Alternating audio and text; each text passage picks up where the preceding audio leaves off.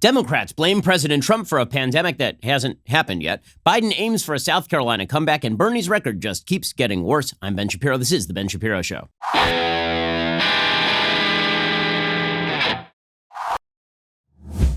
Today's show is sponsored by ExpressVPN. Stand up for your digital rights. Take action at expressvpn.com/Ben. Well, coronavirus is on the tip of everybody's tongue. I don't mean literally, because then a lot of us would be dead. But coronavirus is obviously in the news, and it should be in the news.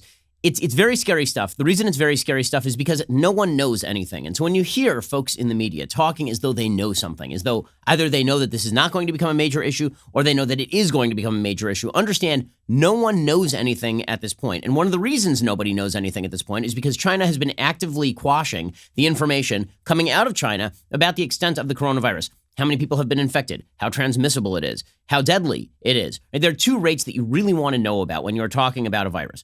The first rate is the transmissibility, right? How high is the transmissibility? Is it transmissible via bodily fluids like Ebola, for example, or is it transmissible via air? If it is transmissible via air, how hard is it to acquire the virus? This virus appears to have a very high rate of transmission, meaning it appears to be very easily transmissible. This is why you saw that situation with the cruise ship, the South Korean cruise ship, or the Japanese cruise ship, in which the cruise ship, the Diamond Princess ship, was quarantined for like 2 weeks, and suddenly everybody on board had this virus. It is very easily transmissible.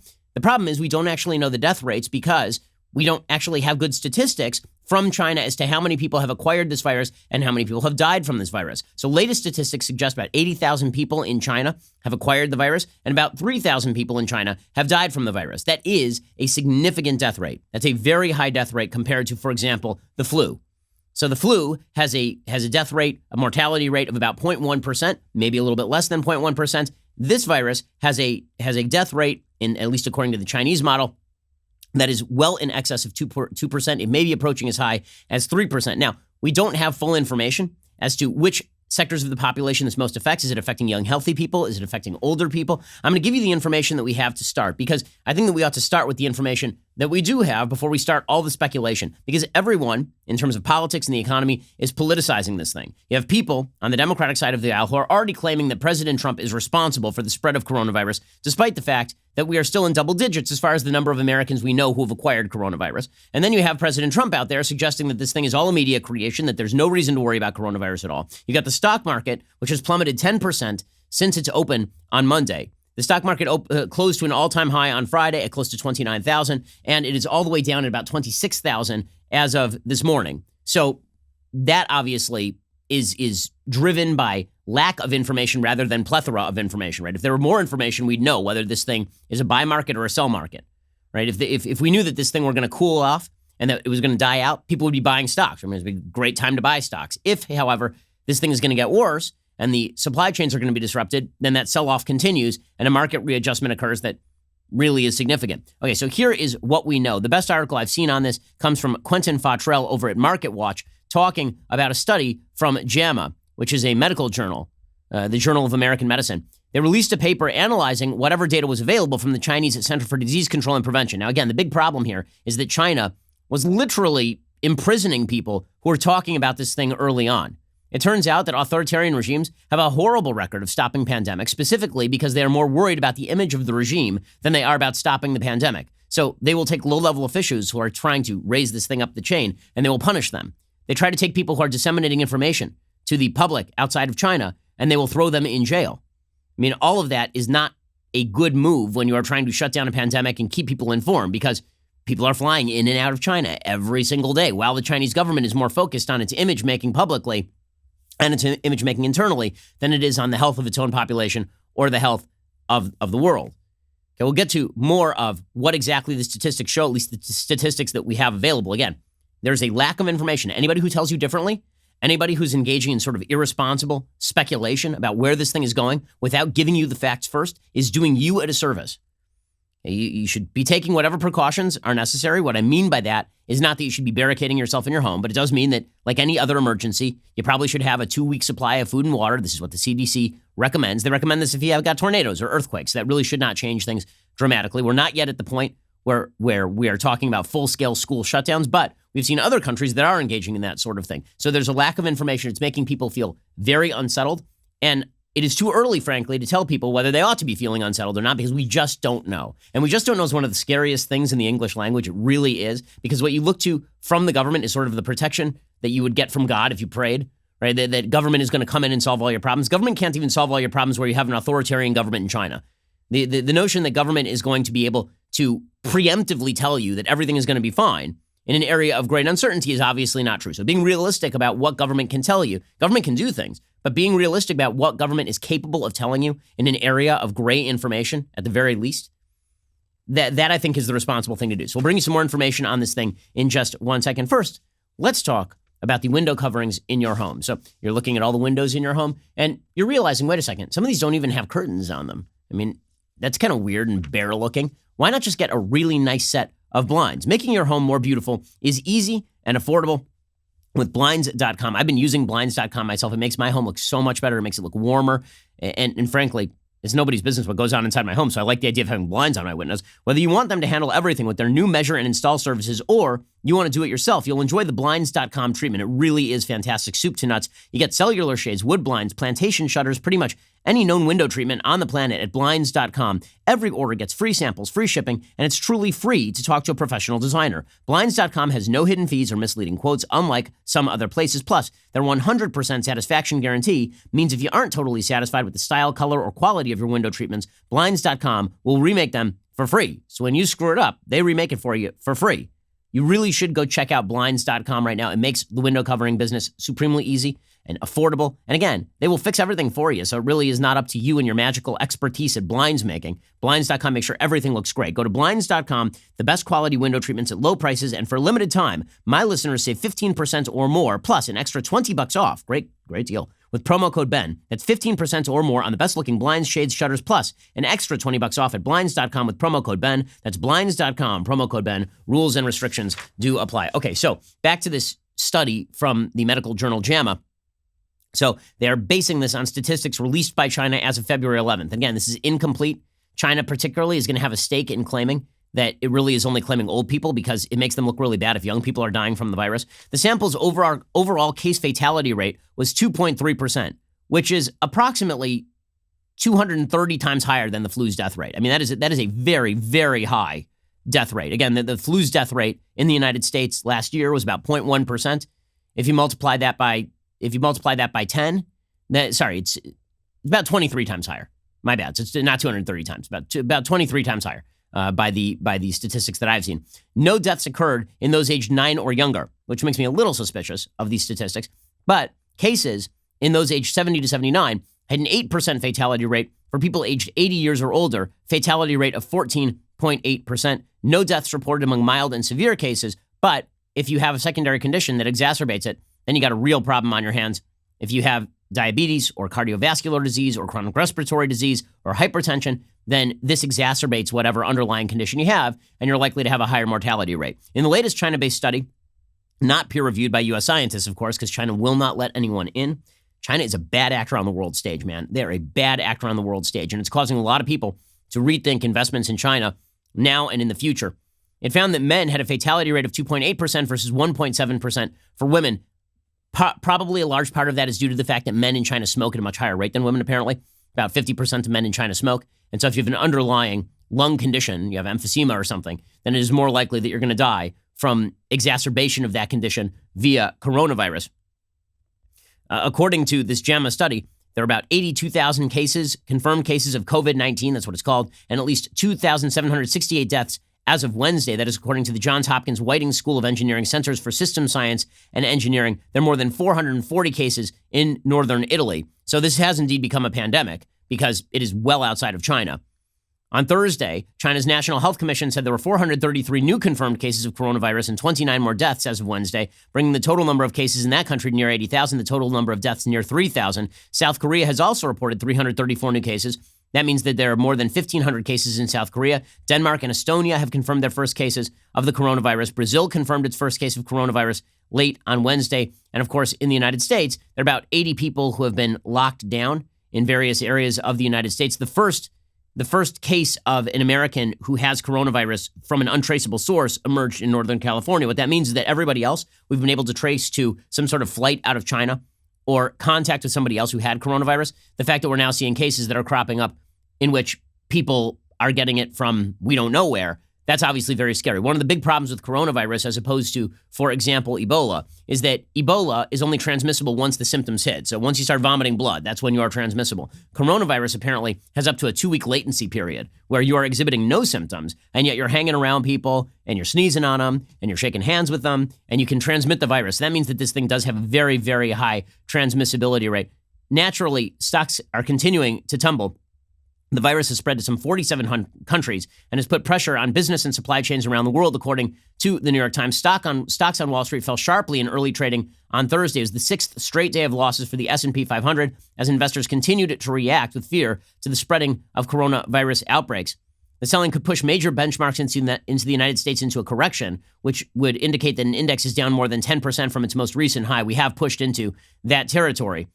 Again, it is very unclear at this point how far the coronavirus crisis is going to go. Analysts at Goldman Sachs predicted that companies in the S&P 500 would generate no profit growth as a result of the crisis because of a severe decline in Chinese economic activity, disruption in the supply chain for American companies, and a slowdown in the United States economy. Again, this is not a specifically American problem. In fact, America is getting hit by coronavirus at a rate far lesser than virtually every other country. But it is a problem pretty much everywhere else. We have seen coronavirus crop up in dozens and dozens of countries. In Iran, it's hitting like every major person in the government, which is pretty incredible. According to an Iranian official, this is Joyce Karam, who's a reporter. She is reporting on the situation. She's a Washington correspondent for The National at UAE. She is reporting 4 Iranian officials testing positive for coronavirus, including the vice president for Women and Family Affairs, 1 lawmaker, the deputy health minister, and another lawmaker. One Iranian official says there have been 254 cases of known coronavirus in Iran and 26 deaths, which would put their death rate at about 10%. They've actually canceled Friday prayers in Iran, which is a big deal. In Iran, obviously, very religiously oriented country. Also, over in Japan, you have seen the government of Japan ordering a close to all schools in Japan for like a month. Prime Minister Shinzo Abe was asking all elementary, middle, and high schools to remain shut until spring holidays begin in late March. This is according to the UK Metro. The measure affects 12.8 million students at 35,000 schools nationwide, according to the Education Ministry.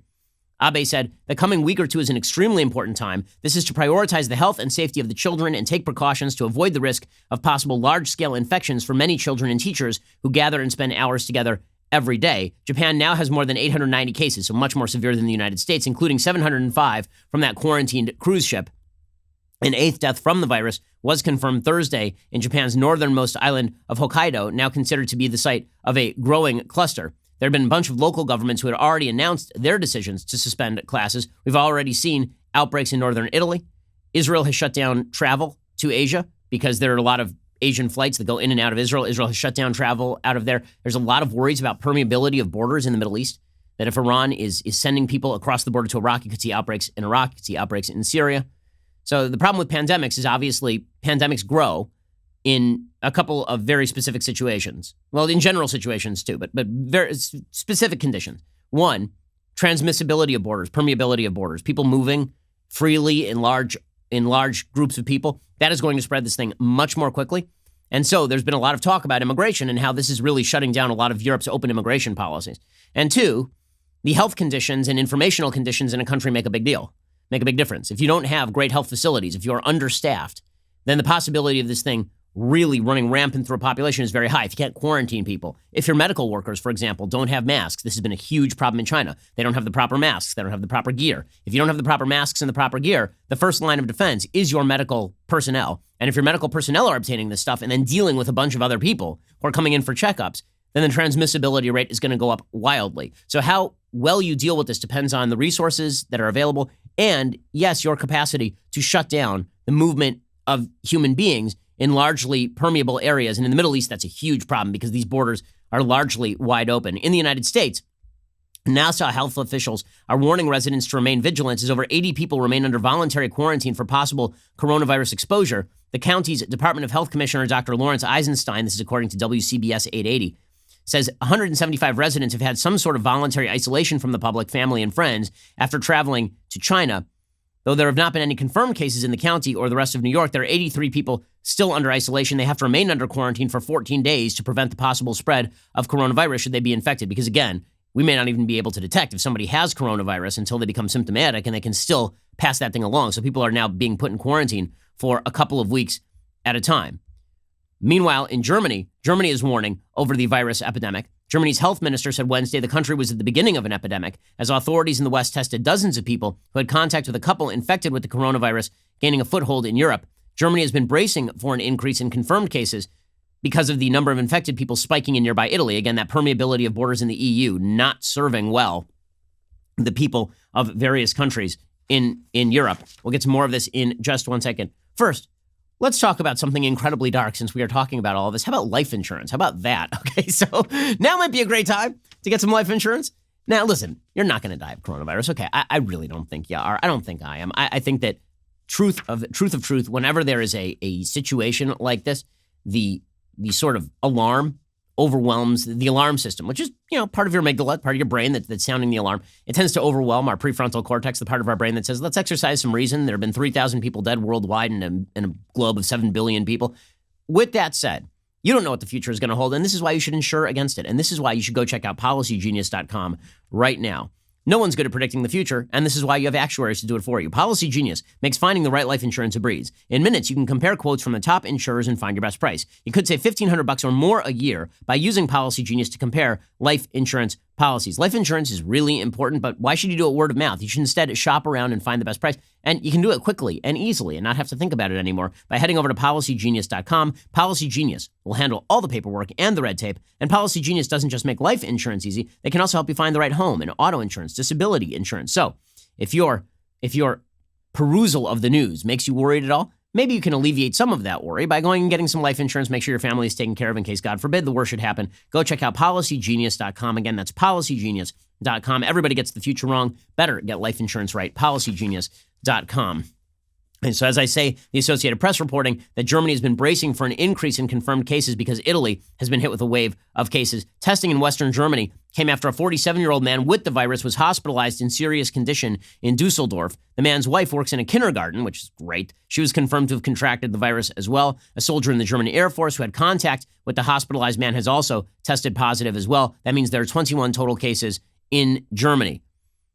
Meanwhile, the president of the United States is finally speaking out about all of this. And this is where things get quite political quite quickly. We'll get to President Trump in just one second. One piece of good news. So there's good news and bad news. The more cases of coronavirus that are reported and the fewer cases of death that are reported, the lower the death rate is, right? Which is good. I mean, you want a low death rate. It means that your chances of dying are presumably lower. Okay. At the same time, it makes it very difficult to contain because the more mild cases there are, the more this thing is being transmitted. This is being reported by Vivian Wang for the New York Times in Hong Kong. As a dangerous new coronavirus has ravaged China and spread throughout the rest of the world, the outbreak's toll has sown fear and anxiety, nearly 3,000 deaths, more than 81,000 cases, 6 continents infected. But government officials and medical experts in their warnings about the epidemic have sounded a note of reassurance. Though the virus can be deadly, the vast majority of those infected so far have only mild symptoms and make full recoveries. It is an important factor to understand, medical experts said, both to avoid unnecessary global panic and to get a clear picture of the likelihood of transmission.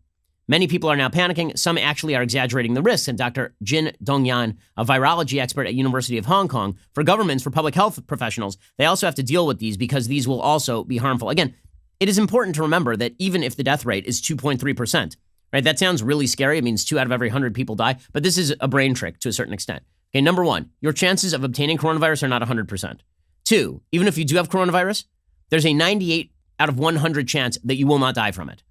Okay, which sounds a lot better than 2 out of 100 that you will die. It's a weird way that the human brain works, is that if you say to somebody, your chances of death are 2 in 100, you're like, oh, bleep. If you say to, honestly, 49 out of 50 people who obtain this do not die. Right? 98 out of 100 people who obtain this do not die, and the chances that you're going to obtain it are fairly low. Right? And it kind of lowers the rates of panic. With that said, again, because there are so many mild cases, that means that it is hard to determine how far and how fast this thing is going to move.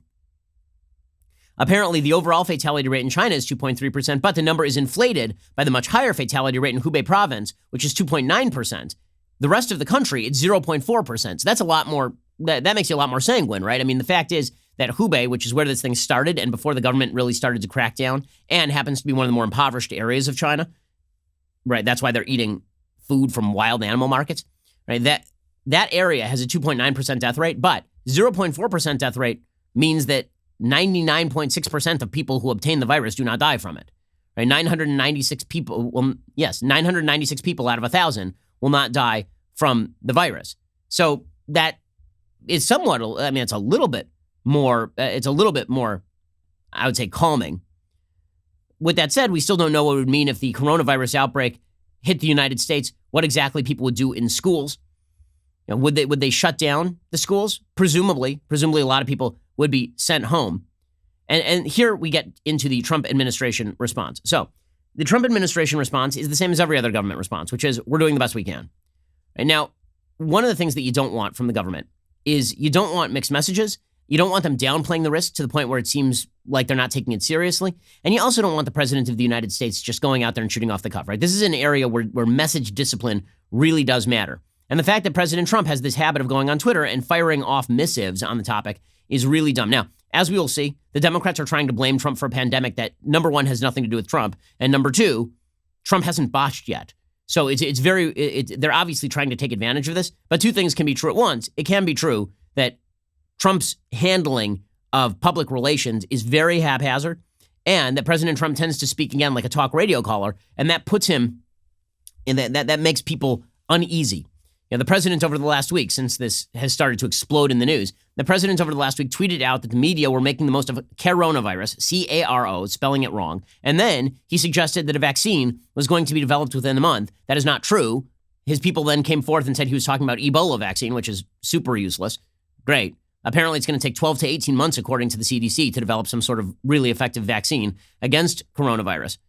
So the president was putting out information that wasn't exactly true. I've been saying for weeks at this point, since the coronavirus thing started, let your experts talk, Mr. President. Sit down and don't do this, and don't be the guy who has to mouth off on all of this stuff. Dr. Nancy Messonnier is director of the National Center for Immunization and Respiratory Diseases at the CDC. She said she had contacted her own local school superintendent this week, asked if the district was prepared. She advised his parents to do the same. She suggested that perhaps internet-based teleschooling could replace traditional schools. Not clear exactly how that is going to work. With that said, the government should be taking this stuff incredibly seriously and downplaying the sort of risks of this thing. That would be a rather large mistake. So President Trump held a press conference yesterday, and he explained that Americans should be feeling pretty good about this thing. He said, we made Americans much safer early on, which is, honestly, it's hard to take super seriously when you're seeing the first cases in the United States of community infection crop up. Community infection meaning somebody got infected, we don't know from where. Here's President Trump yesterday saying, we made Americans safer early on. We have, through some very good early decisions that were actually ridiculed at the beginning. We closed up our borders to flights coming in from certain areas that were hit by the coronavirus and hit pretty hard. And we did it very early. A lot of people thought we shouldn't have done it that early, and we did, and it turned out to be a very good thing. And the number one priority from our standpoint is the health and safety of the American people. And that's the way I viewed it when I made that decision. Right, that's good, Trump. Okay, that's good, Trump. Because the fact is that what you do need from the president at this point is him saying, yeah, we put up the walls. Yes, I mean, the border's closed. Right? We're not importing this disease from all areas of the globe. So that's good, Trump. Bad Trump is where the president then dismisses warnings from the CDC. The CDC basically said that there will be an outbreak here. It's inevitable. And Trump said, it's not inevitable. I disagree with my own CDC head. Okay, well, honestly, I don't think that the president is an expert in virology. I don't think that the president is an expert in medicine. I don't think that the president is an expert in anything medically related. I mean, this is a guy who in 2012 was tweeting out that vaccines cause autism. So I really am not taking seriously his battle with the CDC. It's hard to credit that.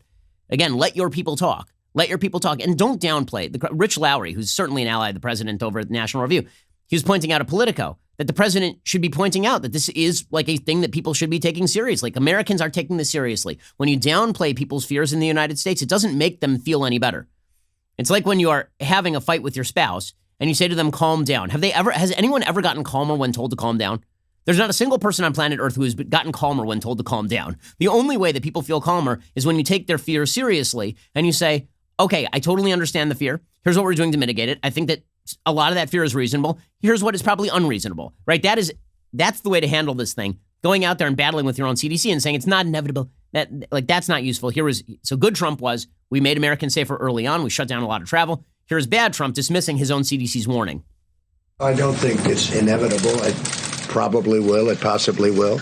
It could be at a very small level or it could be at a larger level. Whatever happens, we're totally prepared. We have the best people in the world. You see that from the study. We have the best prepared people, the best people in the world. Congress is willing to give us much more than we're even asking for. That's nice for a change. But we are totally ready, willing, and able. Okay, so he said that the risk to the American people remains very low. And then he said, we're ready to adapt. We're ready to do whatever we have to do if the disease spreads. If it spreads, we'll spend whatever is appropriate, right? That's the part. Again, the good Trump is we're going to do what we have to do, right? Good Trump is we did what we had to do by shutting down the borders.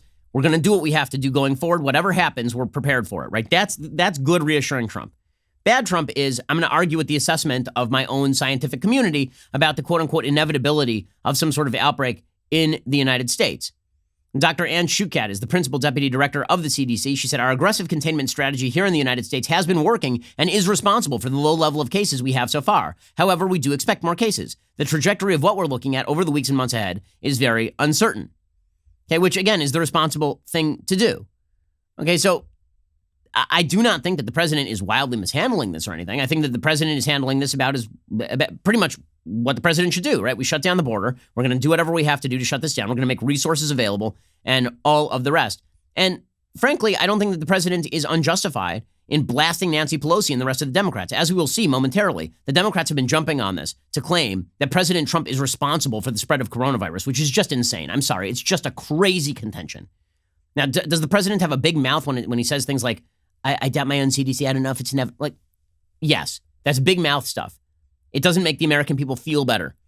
With that said, has the president done anything to merit the kind of insane media coverage that is blaming him for a pandemic that has not yet happened? Of course not. And it shows that the media are covering this thing in the same way they've covered everything during the Trump administration. They are preemptively blaming, they are preemptively shaming without the evidence actually being there. Right? Nancy Pelosi is out there blaming Trump for a pandemic that has not yet occurred, suggesting that he has botched the response already. How's he explain how he botched the response? So Trump yesterday blasted Pelosi, said she's incompetent and she's trying to use this to score political points. Again, both of those things are true. I think Speaker Pelosi's incompetent. She lost the Congress once. I think she's going to lose it again. She lifted my poll numbers up 10 points. I never thought that I would see that so quickly and so easily.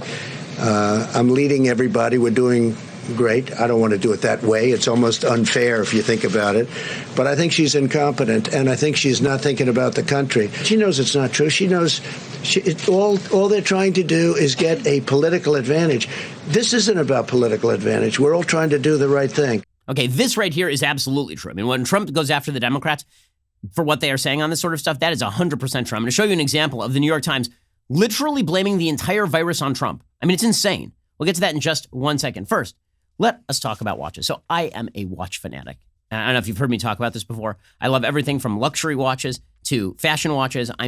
I'm big into watches, and great looking watches are my thing. Like I wake up every morning, I'm excited to put on my watches. One of the watches that I am excited to put on is Ventura Watch. Check this thing out. This is really pretty, right? I mean, this thing does not cost a fortune. It is really quite beautiful. Ventura offers free shipping, 30-day returns, and guarantees your watch for 2 years. When you put it on, you immediately know you got more than you paid for. There are certain watches where you are paying way too much for the product. Ventura is not one of those watches. It's terrific value for your money, which is why Ventura has over 20,000 five-star reviews on their site, which you can read for yourself at venturawatches.com/Shapiro. Because Ventura watches are good. I've gotten one for my dad. I got one for my brother-in-law. I got one for my sister for her birthday, and actually for my other sister for her birthday. I got one for my wife. Like, they're really beautiful, these Ventura watches, and they're not going to cost you a fortune, and they're really good looking. Right? They look like a much more expensive watch. Ventura will always help you stand out, and they're doing it with watches under $200. So again, it doesn't cost you a fortune to give a really nice birthday gift. If you're paying more than that for a timepiece, then you are probably overpaying. Check this thing out right here, right? It's pretty. Ventura has styles for men and women. Again, my wife has a couple of watches from them, as well as an array of accessories, all made with the same incredible quality as their watches. This deal really is too good to pass up. Do me a favor, go to VINCERO, VentureWatches.com/Shapiro. Use my discount code Shapiro for a discount at checkout. Do not pay full price on these beautiful timepieces when you can just go to Venturo.com and use my promo code Shapiro at checkout. Use that code Shapiro at checkout. It really is fantastic. By the way, you can also engrave the back of the watch, which is pretty cool. You can actually get a slogan engraved on the back of the watch. I believe that the back of this watch I actually had engraved with "Facts don't care about your feelings." That's correct. You say, oh, check that out. So that can be you as well. So go check them out right now at VenturoWatches.com/Shapiro and use Shapiro as your promo code at checkout to get a great deal. Alrighty, in just a second, we're going to get back to the Democrats blaming Trump for the outbreak of coronavirus, which is just, I'm sorry, that's crazy on every level. We'll get to that in a second. First, let's talk for a second about my friend Matt Walsh. Matt Walsh is one of our hosts here at the Daily Wire. He has a brand new book out. It is called Church of Cowards, a wake-up call to complacent Christians. Christians in other countries are still being martyred for their faith. How many American Christians are even willing to put down their smartphones for their faith? Walsh breaks down the problem found in modern American Christianity. This thing is surging up the charts. So go check it out right now. Pick it up at Amazon or Barnes & Noble today. The book is called Church of Cowards by my friend Matt Walsh. Also, if you haven't yet jumped on a Daily Wire party bus, a Reader's Pass is a great way to dip your toe into the community. If you're obsessed with news, a Reader's Pass will enable you to read our articles ad-free, including my op-eds, which are exclusive for Daily Wire members only. You also get access to our mobile app to read our stories and receive push notifications for breaking news and special content, perfect for when you want to stay up to date on the go. This membership tier is already a bargain at $3 a month. If you're still hesitant, you should check out our special offer right now. We are offering 1 month for 99 cents. That is mobile, ad-free access to all of the Daily Wire news, exclusive op-eds from yours truly, and breaking news and updates on our mobile app, all for the low, low price of $1. Give it a shot. I think you will be hooked. By the way, next Tuesday, March 3rd, join me, God King Jeremy Boring, Andrew Klavan, and Michael Knowles on Daily Wire Backstage. We're going to watch those results from Super Tuesday roll in and in and in and in. All night long, we'll have a cavalcade of stars who will be stopping by to join us. Should be a lot of fun. So stop by for that. You are listening to the largest, fastest growing conservative podcast and radio show in the nation.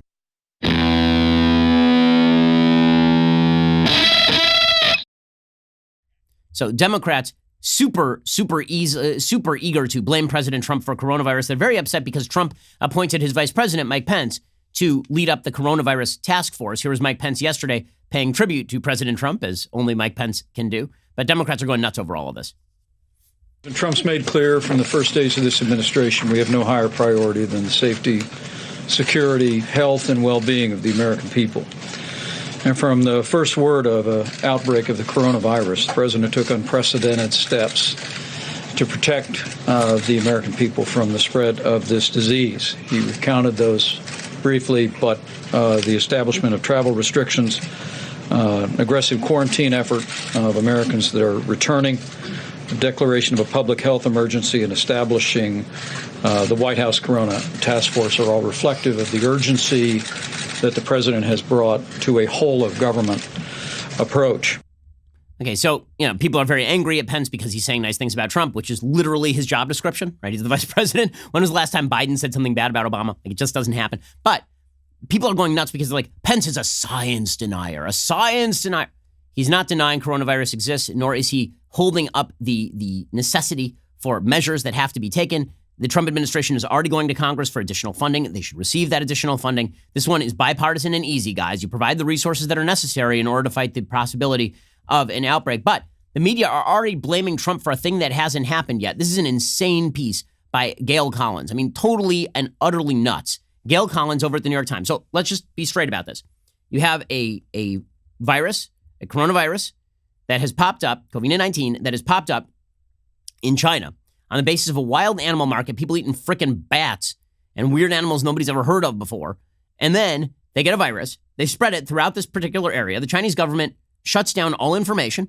The virus goes wild. It goes wild in that area. Then it is spread across the globe to countries all over the globe. I mean, just in this show, I've mentioned Israel, Italy, Germany, Brazil, Japan, South Korea, right? It's everywhere. I mean, it is now gone to every single populated continent on planet Earth. Every populated continent on planet Earth has been hit with coronavirus at this point.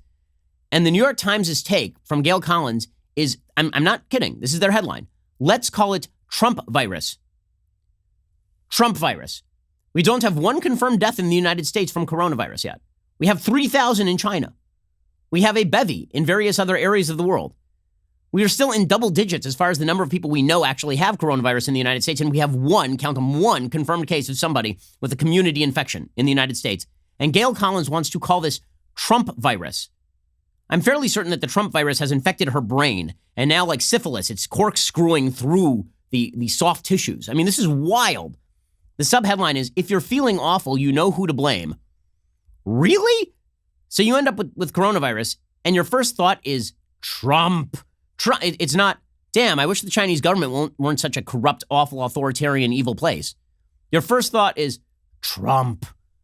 Okay, there's something wrong with Gail Collins. I don't know what happened to her. I don't know if she was dropped on her head as a baby or what, but here is her idiotic piece. Again, this is printed in the New York Times, the paper of record. So our coronavirus czar is going to be Mike Pence, feeling more secure? I know full well the importance of presidential leadership, the VP said as soon as he was introduced in his new role. Totally qualified. First criteria for every job in this administration is capacity for praising the gloriousness of our commander-in-chief. Yeah, when you think of Mike Pence, you maybe don't think about pandemic fighters supreme, but as President Trump pointed out repeatedly, he has already run Indiana. Well, it could have been worse. Having a czar does make you feel there's somebody in charge. At least Trump didn't come before the cameras and announce solemnly, today I'm asking every American to cross your fingers. Like, what is this piece? This piece is basically, I don't like Trump and I don't like Pence, and therefore, if I get coronavirus, it's their fault. Okay, I don't like Bernie Sanders, but if I get coronavirus, it ain't Bernie's fault. Right? Bernie's a schmuck, but he has nothing to do with the transmission of coronavirus. Our president had to be going crazy over a problem that involves both declining stock prices and germs. This is the guy, after all, says Gail Collins, who thinks shaking hands is barbaric, who is followed around by aides-bearing sanitizer. During his press conference, he told the story of a fever-ridden supporter who gave him a hug. Do you think it was an apocryphal fantasy? Either way, the idea has been haunting him forever. So let me just get this straight. You're so paranoid about coronavirus, you're now blaming it on Trump. But saying that Trump uses hand sanitizer after shaking 1,000 hands, he's paranoid? Okay, like, little secret to people who don't shake 1,000 hands at events. Okay, I've done it before. You know what you do afterward? You go wash your hands. Because you're an idiot if you don't go wash your hands after you shake 1,000 hands. The chances are very good that somebody had a cold. Like, come on. Meanwhile, according to Gail Collins, Trump has come up with a totally new explanation for the stock market skid. It turns out investors were frightened not so much by the pandemic as the Democratic debate. And then Trump pointed out that people are frightened by the Democratic candidates.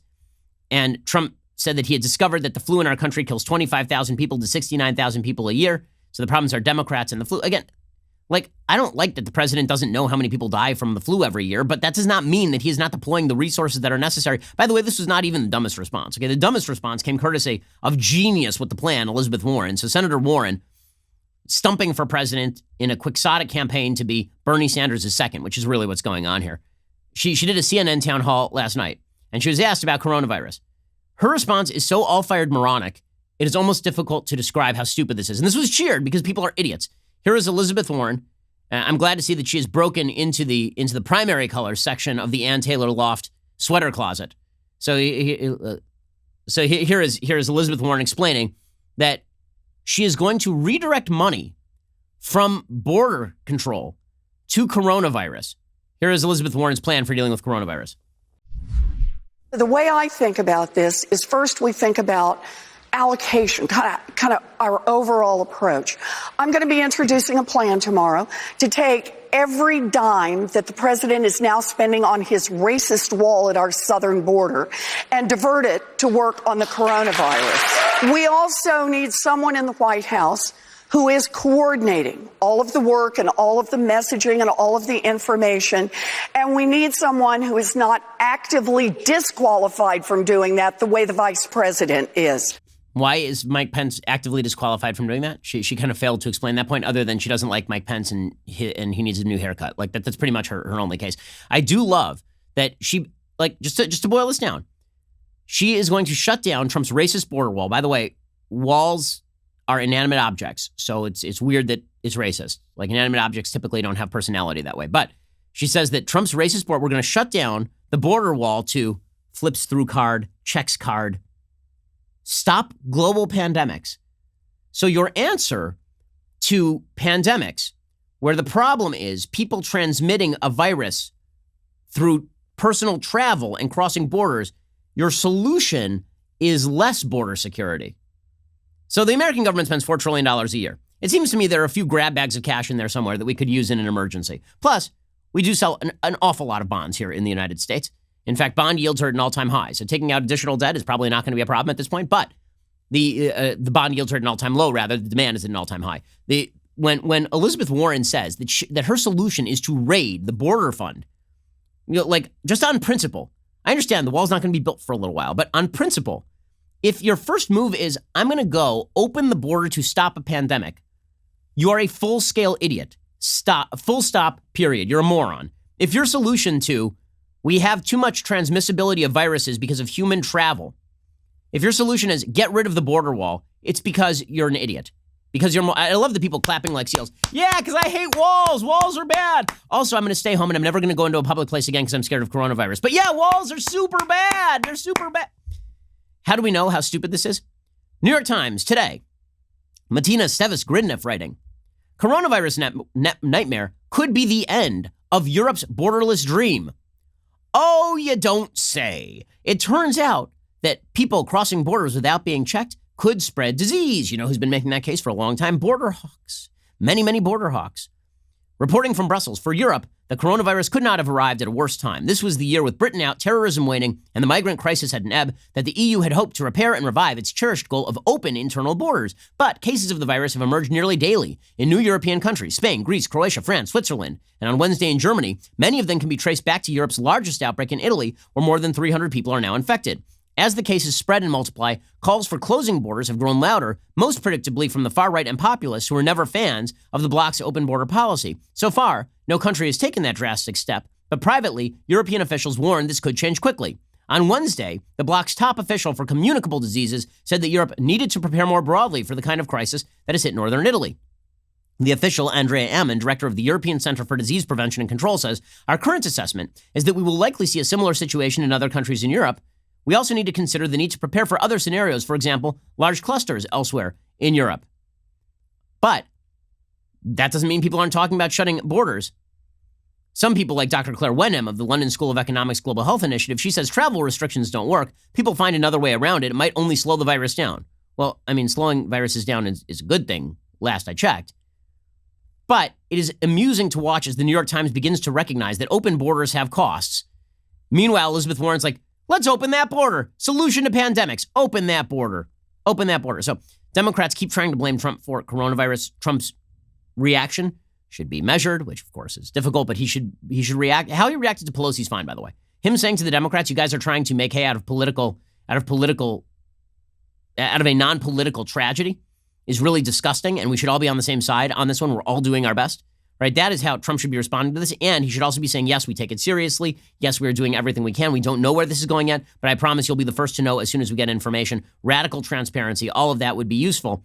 The Democrats, however, taking advantage of this by claiming that Trump is responsible for Trump virus. This is because everyone is a complete and utter fool.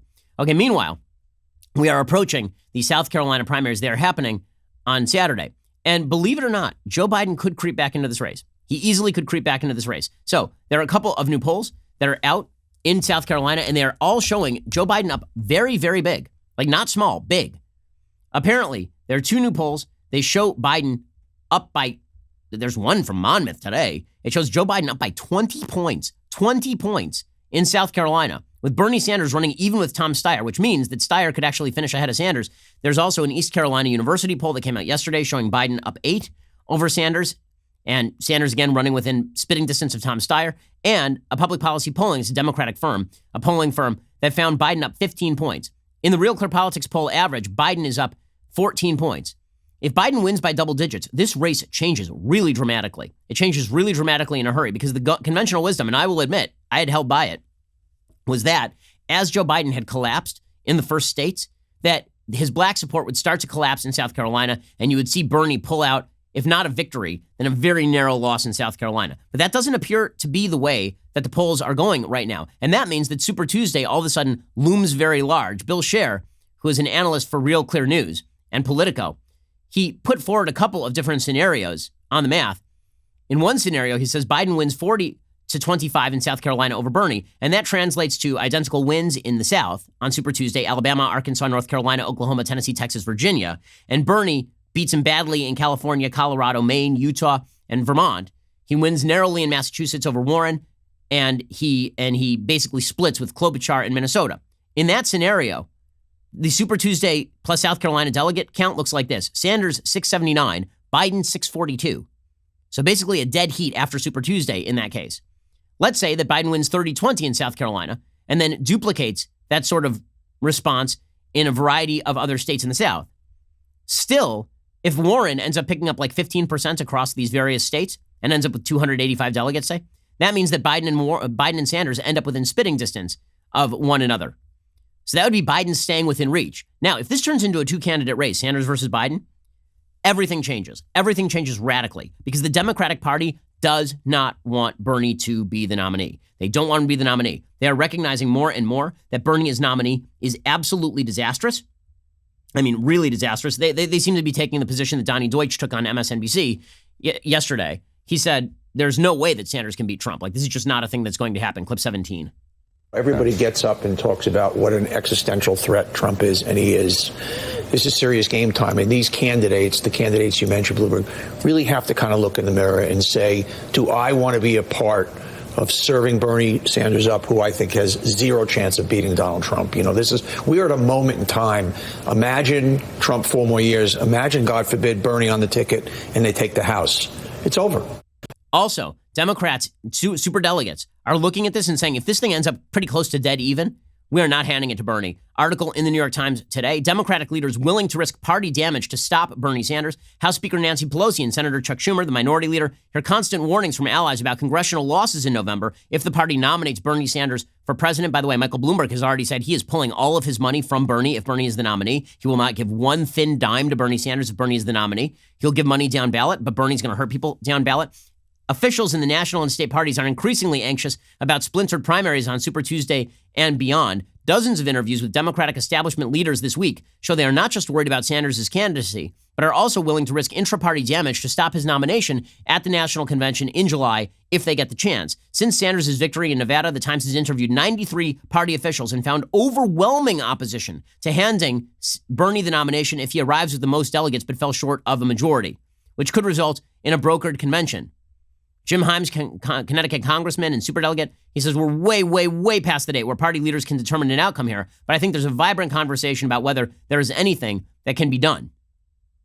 Sanders continues to insist that he can win, but most Democrats do not think he can win. Most of them think he's going to drag them down on the ballot. And again, if Biden comes back, that may be enough of a story for Democrats to rally around Joe Biden. Now, the big problem for Joe Biden is that he hasn't done any of the legwork in a lot of the Super Tuesday states. At the same time, the New York Times is reporting that Biden has not actually spent any time in many of these southern states he's expected to win, places like Arkansas.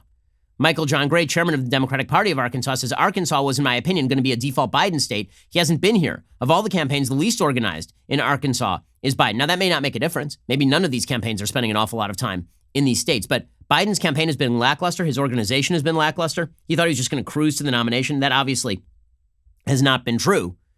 The Biden campaign has been lackluster in terms of the ground game. Gilberto Hinojosa, the Democratic Party chairman in Texas, which is the second biggest delegate prize on Super Tuesday, he said Bernie has a ground game because he has a ground game. His whole campaign is grassroots. Bloomberg has a funded ground game. Elizabeth Warren has a ground game.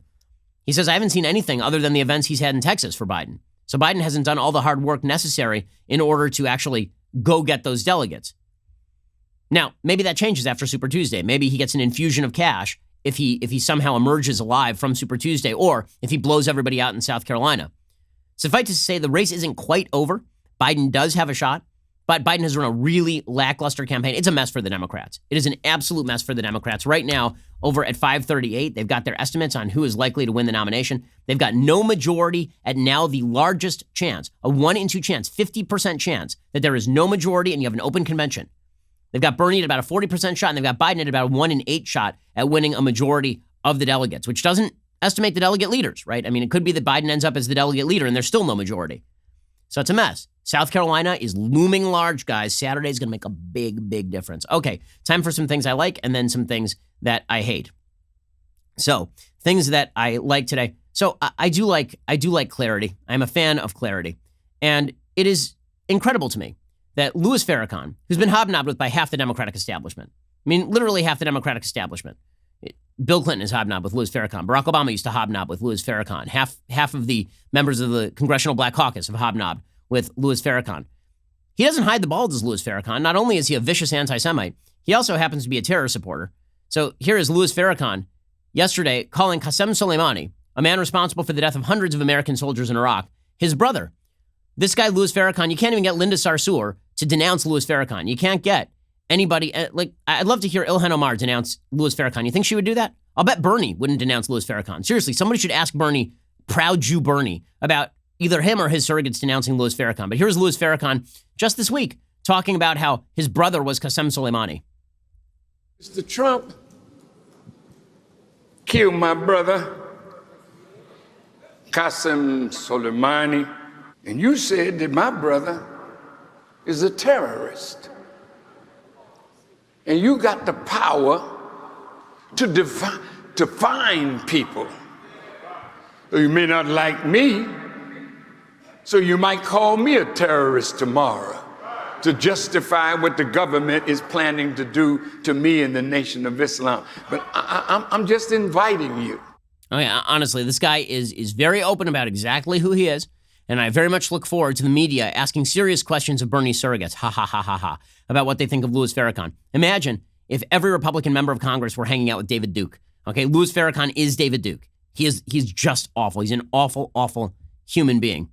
But I don't think that Bernie will be asked about any of that sort of thing. I don't think any of his surrogates will be asked about any of that sort of thing. By the way, it is amazing. We keep hearing from people in sort of the Bernie camp that Bernie is, in fact, not an actual socialist. Like, this is the new line. The new line is that now the Democrats are very focused on maintaining that Bernie is not who Bernie is. So Bernie's been pretty clear about who he is. Right now he's trying to lie a little bit. Now he tries to say that socialist just means that I want everybody to have healthcare. But that's obviously not what Bernie means. I mean, Bernie used to be a lot clearer about this stuff back in his more honest mayor of Burlington days. This is back in the 1980s, Bernie being asked if he's a capitalist and him saying, no, I don't know, capitalism's terrible. You a capitalist? No, I'm not a capitalist. So you don't believe in the profit motive, free enterprise? If I have a better mousetrap, I make more money. There's something to be said for free enterprise on a local level and the competition. But what we're happening in our society is we don't live in a free enterprise society. You live in a corporate capitalist society where in virtually every single industry you have giant multi-billion-dollar corporations competing, driving the small businessman out. So he's not in favor of any of this stuff. He says on a local, maybe we will let a few local people, compete to sell the eggs, but we are not going to allow national corporate, this is who he is. This is who he is. He's not hiding the ball. Okay, but everybody else is going to try to hide the ball for him. Al Sharpton, who's another disgusting human being. Again, the fact that Al Sharpton has been allowed to trot around in the media. I mean, the man has a show on MSNBC, and he was responsible or at least involved in not one but two race riots in New York City over the course of his career. I don't know how many race riots you've been involved in. For me, the answer is none. For Al Sharpton, the answer is two. Al Sharpton was comparing, he yesterday in South Carolina, he compared Bernie Sanders to Martin Luther King because people opposed Martin Luther King and also they opposed Bernie Sanders' socialism. The civil rights movement always was targeted by those that would use the red scale. They accused Dr. King of being a communist. Every major leader in the 60s, they tried to call socialists a communist. Whatever you decide to do on Saturday, do not go by those that use the socialist tag to try to separate us from what we need to do for this country. Don't try to use the socialist tag. Bernie's like, I call myself a socialist. I don't understand. I'm the one saying it. What's going on? The retconning of Bernie Sanders is really entertaining. It really is. It's sort of like in the Rise of Skywalker, the Kennedy team, or J.J. Abrams at least, he decided that he was going to retcon The Last Jedi. He was just going to make it that The Last Jedi never happened. And then he was going to retcon the entire history of Star Wars where Leia had actually been trained as a Jedi, spoiler alert, and all of this stuff, right?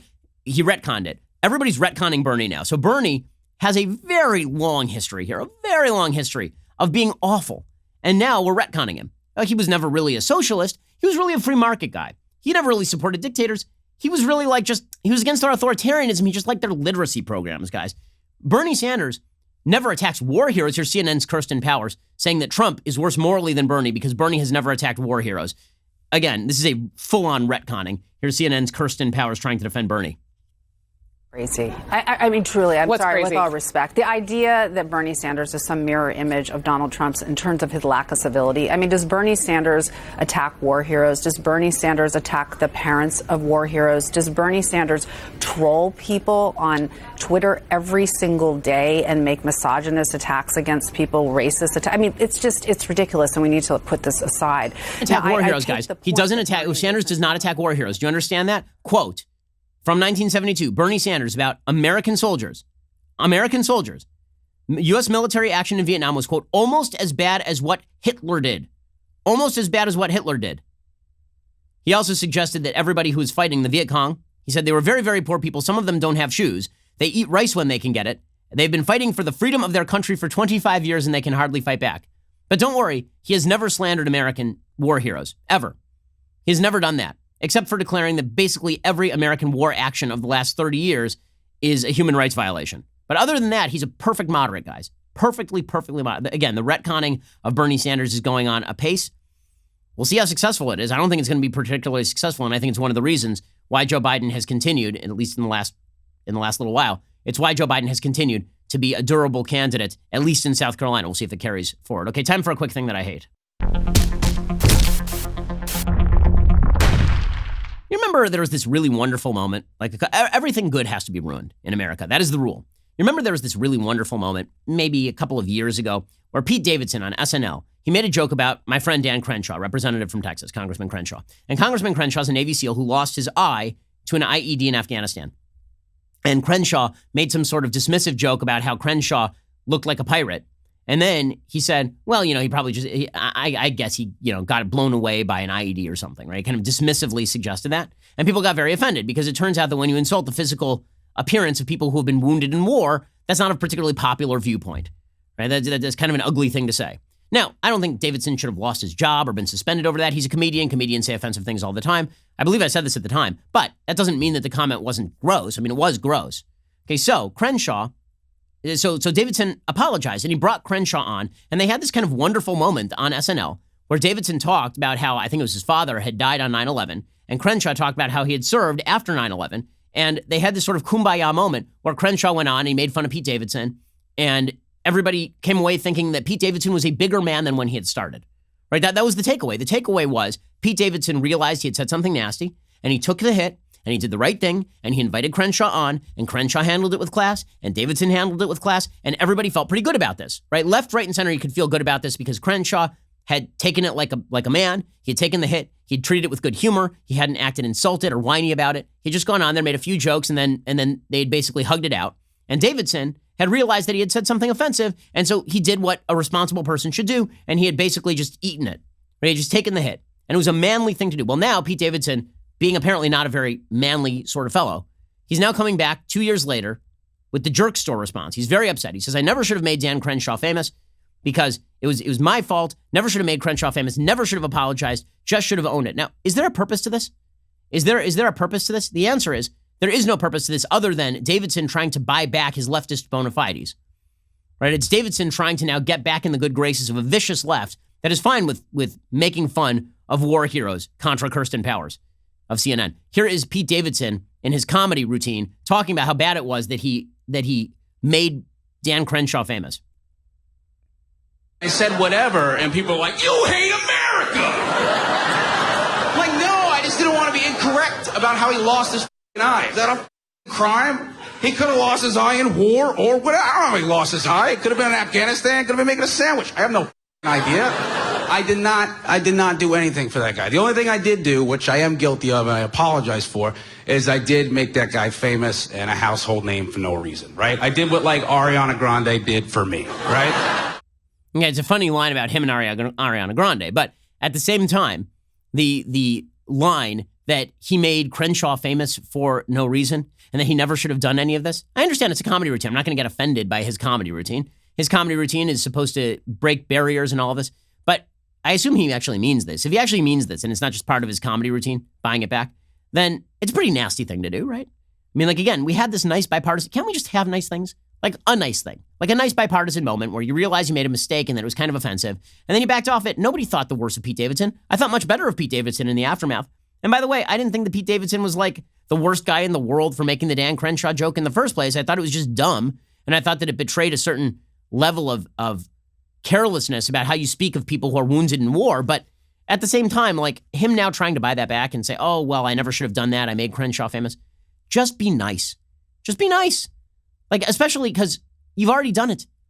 You don't have to be nice in the first place, but once you've been nice, buying back the niceness is not a really great trait.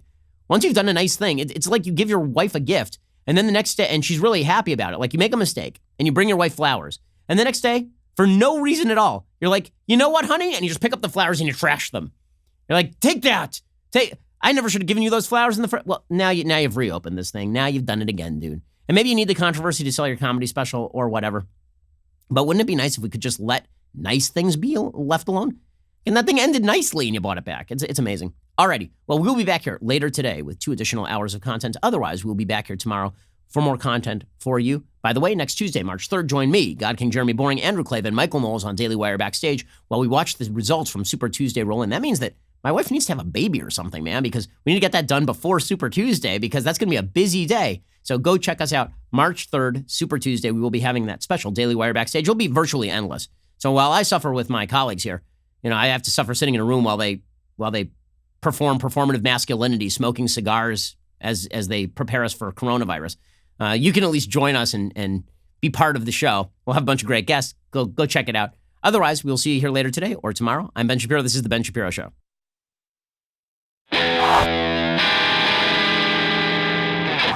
The Ben Shapiro Show is produced by Colton Haas, directed by Mike Joyner, executive producer Jeremy Boring, supervising producer Mathis Glover and Robert Sterling, assistant director Pavel Wydowski, technical producer Austin Stevens, playback and media operated by Nick Sheehan, associate producer Katie Swinnerton, edited by Adam Sayevitz.